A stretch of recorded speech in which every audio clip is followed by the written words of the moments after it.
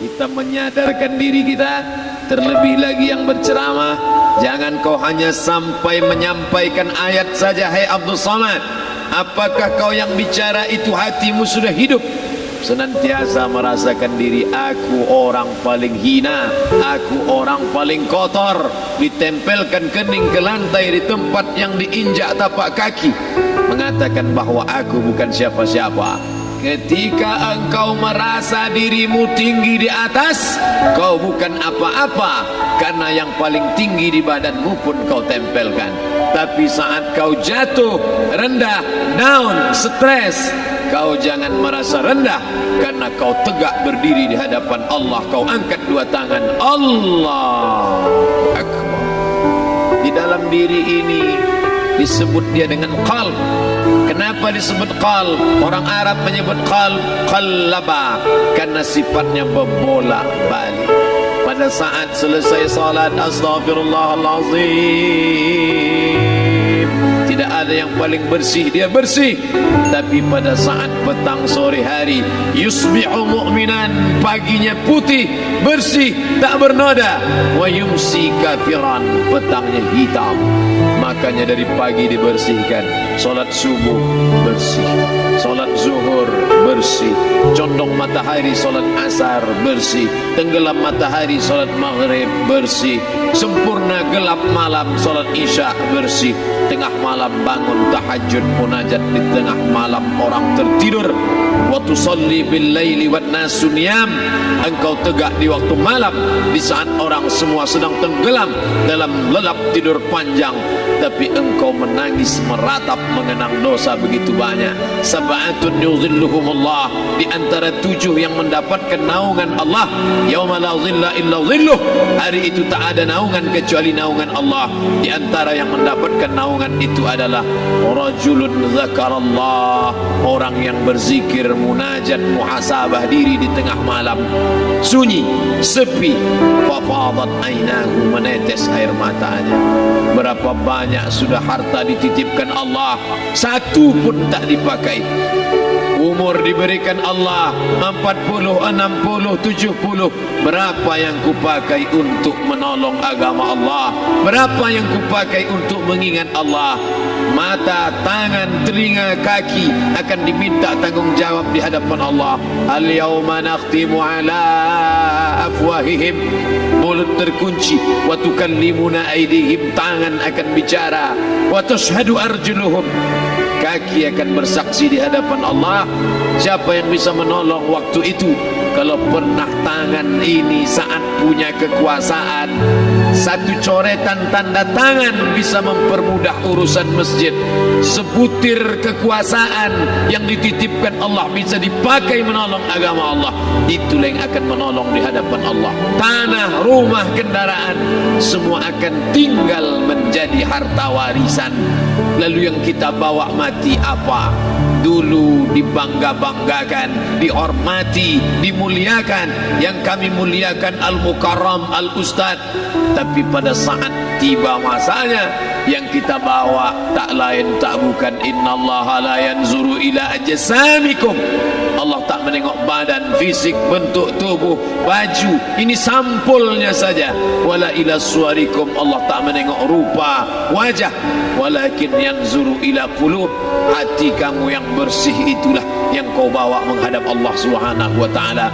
Yauma la yanfa'u malun, harta tak berguna, wala banun, anak tak bisa menolong. Harta tak berguna, anak tak mampu menolong. Illa man atallah, kecuali orang yang datang menghadap Allah biqalbin salim, dengan hati yang bersih, hati yang tulus, hati yang memercikkan cahaya iman, hati yang bersih dari hasad, busuk hati, sum'ah, riya, takabbur. Itulah yang menolong di hadapan Allah Subhanahu wa taala. Apa kata Allah? Kalla bal rana, ada satu titik hitam, ala qulubihim, ada satu titik hitam di dalam hati mereka. Ketika satu titik dibiarkan berubah menjadi 2 titik, 2 titik dibiarkan berubah menjadi 3 titik, 5 titik, 10, 100, 1000, maka dia pun menjadi hitam semuanya. Ketika hati sudah hitam, maka itulah azab di atas azab. Khatamallahu ala qulubihim. Setelah hati menghitam, terkunci, menular ke telinga. Wa ala sam'ihim. Setelah telinga, wa ala absarihim ghishawah. Padahal 3 itulah nanti yang akan ditanya di hadapan Allah. Inna sam'a wal basar wal fuad. Coba lihat, ketika akan ditanya, yang ditanya 3, tapi diawali dari telinga. Inna sam'a wal basar wal fuad. Telinga, mata, hati. Tapi ketika terkunci, yang duluan dikunci hati. Khatamallahu ala qulubihim wa ala sam'ihim wa ala absarihim. Kalau hati sudah terkunci, telinga tersumbat, mata tertutup. Summum bukmun umyum.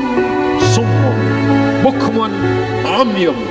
Pekak, tuli, bisu, apapun tak lagi masuk ke telinga. Begitu besok pagi pintu kamar tak bisa diketuk, istri bolak-balik membangunkan tak terjaga, dipegang pipi sudah sejuk macam es batu, tanda jantung tak lagi berdetak. Disitulah kita baru sadar apa kata Imam Ali radhiyallahu anhu, an-nasu niyam.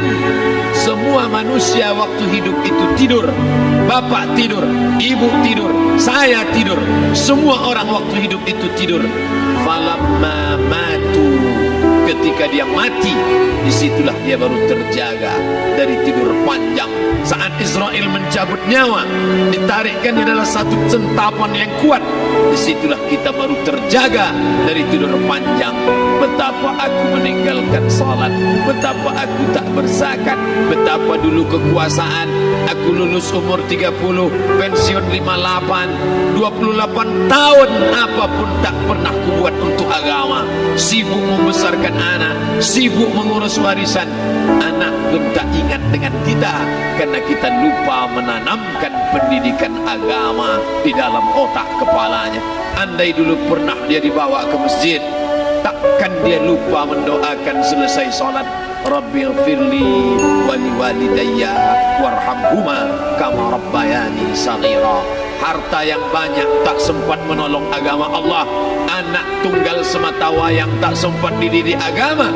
Istri meninggalkan dalam keadaan stres susah hatinya karena dia tak diajarkan sabar menerima ridha ketetapan takdir Allah.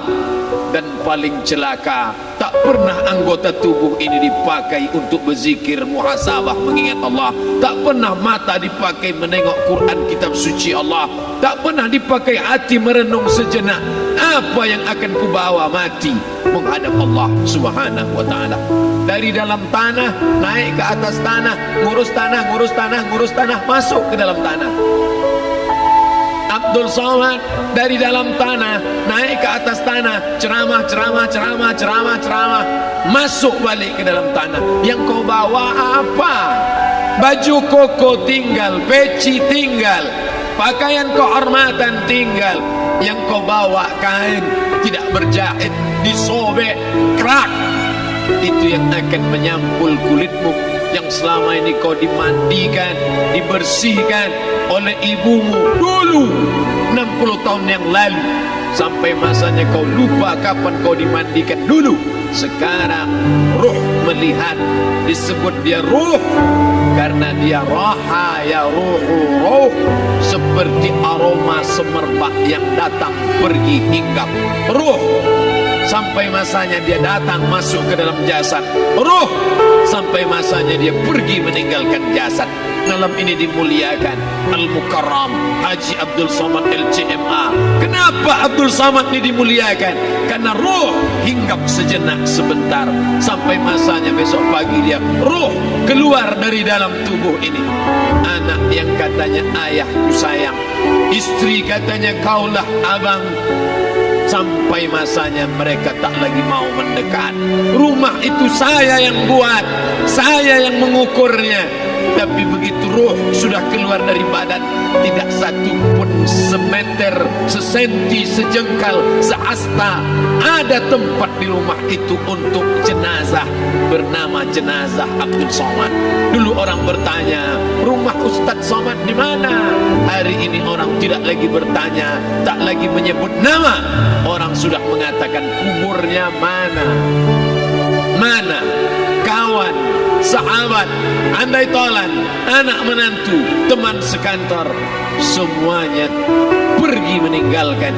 Yang tetap dibawa, kalau pernah kaki melangkah salat berjamaah di masjid, kalau pernah tangan mengusap kepala anak yatim, kalau pernah tangan mengucap subhanallah. Nanti di akhir tausiah kita akan berzikir, munajat, muhasabah diri, berdoa, mengenang apa yang akan kita bawa menghadap Allah Subhanahu wa taala. Datang malaikat membawa kain kafan dari cahaya, akan menyambut ruh yang mulia. Hadis riwayat Ahmad bin Ambal dalam kitab Al-Musnad. Turun malaikat berlomba-lomba membawa kain putih dari cahaya, menunggu ruh akan keluar. Ruh menetes seperti embun di ujung daun. Daun tidak bergoyang, ranting tidak patah. Ruh menetes pelan turun ke dalam kain kafan, dibawa malaikat ke pintu langit. Tak sabar mereka menyambut. Inikah dia yang selama ini berjamaah? Inikah yang dulu ketika dititipkan kekuasaan menolong agama Allah? Kam min masburin fil ardi walam yakun ma'rufan fis sama. Berapa banyak yang masyhur terkenal di bumi, malaikat tak mengenal dia. Ini roh siapa? Tapi ini bukan LCMA, dia bukan ustaz, dia bukan ulama, tapi imannya dalam. Kekuasaan dipakai menolong agama Allah. Ruhnya keluar di bawah. Semua malaikat mengucapkan salam. Inilah orang yang selama ini kami tunggu-tunggu. Catatannya sudah lama. Setiap pagi petang malaikat subuh membawa catatan namanya, malaikat malam membawa catatan namanya. Kami merindukannya. Begitu orang-orang yang masyhur di langit tapi tak dikenal makhluk bumi. Tapi ada sebaliknya, yang rohnya disentapkan, ditarik malaikat dengan begitu tarikan yang sangat kuat. Nabi bertanya saat Isra Mi'raj kepada mereka yang sudah mati ribuan tahun yang lalu, apa yang kalian rasakan? Yang satu mengatakan seperti tebasan pedang di tempat yang sama beratus kali. Yang satu mengatakan seperti kambing yang dikuliti hidup-hidup. Yang satu mengatakan seperti mata kail pancing ditarik dari kulit yang basah. Maka kita berdoa setiap selesai salat, Allahumma hawwin alaina, ringankan kami ya Allah, fi sakaratil maut, di saat sakaratul maut yang amat sangat menyakitkan itu. Dan mereka yang pergi tak pernah kembali, mereka yang mati tak pernah bercerita kecuali hanya kepada Sayyidina wa Maulana Muhammad sallallahu alaihi wasallam. Di saat malam pertama di tempat yang gelap, yang pertama kali membusuk adalah mata, karena dia berisi cairan. Cairan ini mengering, busuk dan berlubang. Lalu kemudian usus sebulan di dalam tanah, mulai dia menggelembung masuk angin dan dia meletus pecah. Cacing-cacing tanah mulai datang menggerogoti, memakan. Habis semuanya, tinggal tulang-tulang yang memutih dimakan oleh tanah. Siap tak siap, suka tak suka, kau akan didatangkan. Apa yang akan ditanya oleh Allah?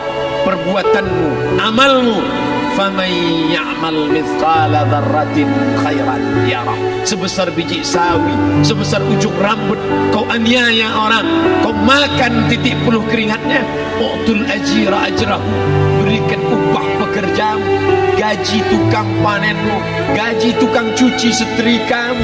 Kau makan, kau tahan 3 bulan, dia tak menuntut, dia senyum, dia hanya mampu mengadu kepada Allah. Tapi titik peluhnya yang keringatnya, air matanya akan kau balas di hadapan Allah Subhanahu wa taala. Di saat itu tak ada siapa bisa menolong. Hari ini uangmu banyak, kau bayar pengacara handal 1 jam 100 juta, bebas tanpa syarat. Tapi di hadapan Allah semua akan bersaksi. Al-yawma nakhtimu ala, lidah yang selama ini pandai bicara dikunci, ditutup Allah Ta'ala yang akan bicara.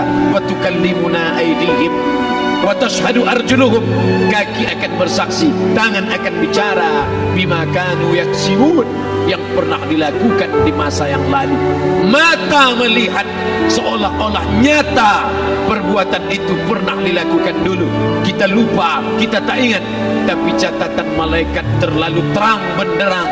Wa in kullun lamma jami'ul ladaina muhdarun, catatan dibaca sampai-sampai orang itu tak percaya. Ma li hadzal kitab, kenapa buku catatan saya ini la yughadiru saghiratan, yang kecil-kecil, wala kabiratan, yang besar-besar, ahsaha, semua tercatat dalam buku catatan yang nyata. Dalam surat Al-Isra apa kata Allah? Iqra. Hari ini kalau dikatakan Iqra baca Quran, Iqra baca Yasin, malam Jumat Iqra baca surat Al-Kahfi, tapi sampai hari itu Yasin tak bermakna, Al-Kahfi tak lagi disuruh baca karena hidup sudah berakhir. Iqra, baca. Apa yang kau baca? Kafa binafsikal yawma alaika hasiba, baca buku catatan amal. Sampulnya dosa, isinya dosa. Catatan kakinya dosa, sampul penutupnya dosa, bibliografinya dosa. Sampai ia pun tidak percaya, kenapa aku hidup hanya dosa saja. Saat itu dia mendengar teriakan azab, saat itu dia menyaksikan pekikan teriakan sakitnya siksa, teriakan pekikan orang yang masuk ke dalam neraka jahanam. Rabbana, ya Tuhan kami, absarna, mata kami sudah melihat azab, wa sami'na, telinga kami sudah mendengar sakitnya pekikan teriakan jeritan. Farji'na, balikkan lagi kami ke dunia, na'mal salihan, kami ingin amal saleh, kami ingin bantu masjid, kami ingin sekolahkan anak yatim, kami ingin muliakan fakir miskin, kami ingin bantu panti jompo. Farji'na, balikkan lagi kami dunia, kami ingin salat tahajud, kami ingin tahiyatul masjid, kami ingin puasa sunnah. Saat itu penyesalan tak lagi berguna. Na'mal salihan, kami ingin amal saleh. Andai kau beri kami tenggat waktu ya Allah, laula akhartani, kalau kau beri aku waktu, ila ajalin qarib, aku tak minta hidup 1000 tahun, ila ajalin qarib, sebentar saja kau hidupkan aku ya Allah. Memangnya kalau ku tambah hidupmu kau mau apa? Fa'asaddaqa, aku mau bersedekah, wa akum minas salihin, aku ingin jadi orang saleh. Tapi hari itu tidak berguna. Di situ orang baru tahu apa yang pernah dilakukan dulu, yang di masa lalu tak ada cara lain kecuali malam ini kita bertaubat, taubat nasuha, mandi, salat sunat taubat. Ma min muslimin yuznibu dzamban, ada orang silap, khilaf, buat dosa, salah. Siapa yang tak pernah salah? Sedangkan datuk moyang kita Adam pun salah, tapi dia mengetahui, sadar salahnya. Dia berdoa, Rabbana zalamna anfusana, kami sudah menzalimi diri kami. Wa illam taghfir lana, kalau kau tidak mengampuni kami, wa tarhamna, kalau kau tidak merahmati kami, lanakunanna minal khasirin, kami termasuk orang yang rugi ya Allah. Maka malam ini kita bermunajat kepada Allah, berdoa, mengenang masa lalu, bergelimang dosa, besok tak akan kita ulang. Kita minta ampun kepada Allah Subhanahu wa taala. Astaghfirullahalazim, astaghfirullahalazim, astaghfirullahalazim. Ampunkan silap salah kami ya Allah. Astaghfirullahalazim, astaghfirullahalazim.